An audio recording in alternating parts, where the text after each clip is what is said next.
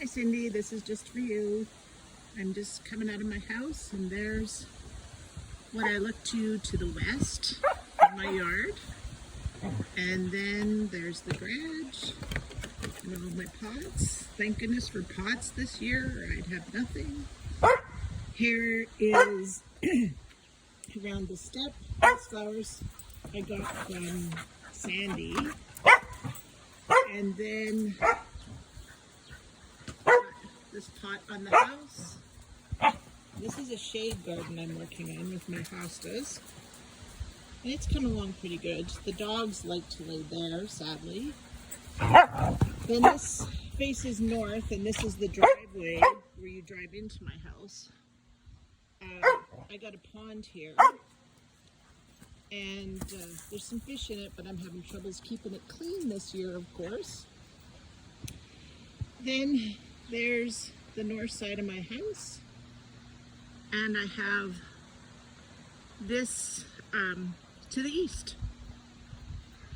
And there's lilacs all along and then there's flowers in front, but they didn't do as well this year, of course. They look beautiful early on. And then we come back to the house. I've never had morning glories this beautiful. I forget where Mom and I bought those, where I bought the plants actually started. And then the pink and purple ones are volunteer and they're beautiful too. Obviously they really love the heat.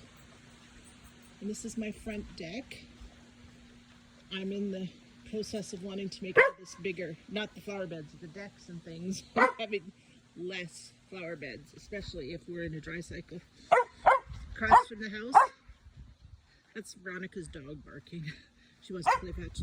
This bedstead was my mom's bed. So I think that's so cool that I get to have it in my yard. And then, yeah. And then a wagon I took from Mom and Dad's when we moved over here. And back around. I made a strawberry bed this year. And this morning I had strawberries for breakfast. There's my rain catchment area. There's always, a junky side to the flower yard. But there I found that in the ditch. That trough, at least she'll help me bring it home. And we put strawberries in it. This here, we hope to put a door in our bedroom window there, and then this deck will continue. So this flower bed got no attention this year. Then over here is our fire pit area that we don't use anymore now that the girls are gone. So I planted a plant on top of the fire pit. And then this is where I walk through to the southwest. The girls and Kevin gave me this arbor one year for Mother's Day. As I walk through to my garden.